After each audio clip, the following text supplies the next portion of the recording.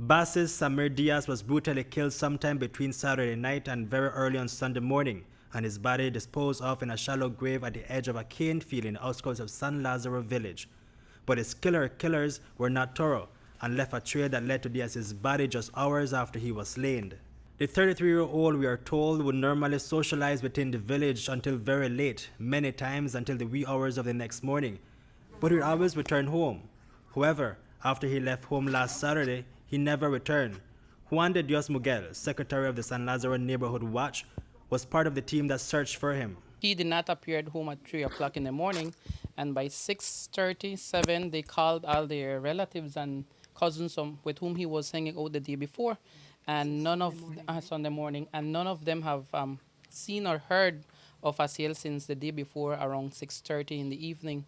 So, and that's when the family became more aware, and his sister started to patrol around the village to ask and inquire if they have seen her brother earlier, and nobody have seen him. And it so happens that she remember some of the areas that he usually takes traffic, right? It's a routine that he takes every day.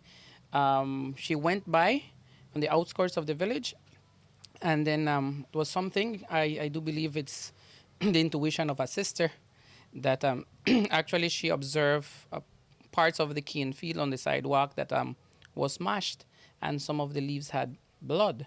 So she entered the nearby cane field, and then she saw a pool of blood, and she started screaming, and that's when the neighbors came out and asked her what is happening, and she started to shout she thinks that blood is for her brother, and that's when the neighborhood watch was alerted, and the members we called each other and we came out. By around 7 o'clock on Sunday morning, a search party was formed and began combing the immediate area, following a trail of blood that led further up a sugar road.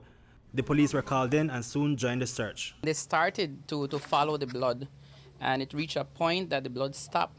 There was no sign of blood. So upon that, they entered the nearby bush, and the first thing that they found was the wheelbarrow with blood. So we asked them not to touch it and move from the area until the police comes, because the police was searching in another area. And that was the first one, and then we continued searching the area, and that's when the other group members found a shovel, and I don't know what you call the other one, like a hoe, around and nearby the sugar road with a green shirt full of blood. And that's when we decided, that means that the body is not far from here. By this time, several more villagers, men and women, had joined the search. A member of the group looked in an area off another sugar road, and that is where Diaz's body was found. It was a shallow grave, but apparently the people who did it uprooted the grass and left it on one side while they're digging, and they buried again the young man and just planted the grass again on top of the shallow grave like if nothing. But again, by that time he called the police, and he called certain members of the neighborhood, and at that time the police was coming on their way. That's when they just asked the people to leave the area, and they started investigating. When they started to dig, indeed there was a human body that was in there. Diaz was face down, and a large garbage bag covered his head and torso. Miguel says he was stabbed numerous times and his throat was slit. By the time he was found, it was about 10 o'clock in the morning. It took villagers and family members just about 4 hours to locate him. We are told that Diaz had not told his family where he was going on Saturday, when he left his house, or with whom.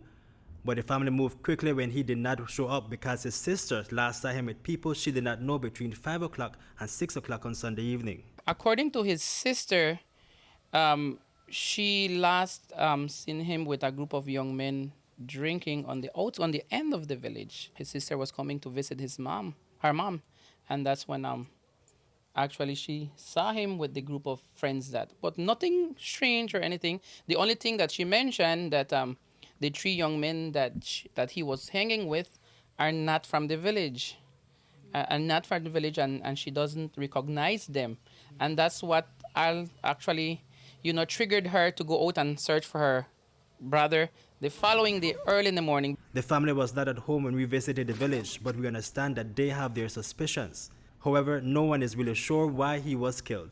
according to the family, they have suspects, right? They have suspect allegations of whom they might think it is at this point. And why?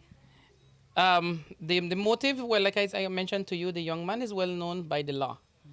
Is well known by the law, and yes, and so there could be many factors towards it. Reporting for News 5, Hipolito Novelo.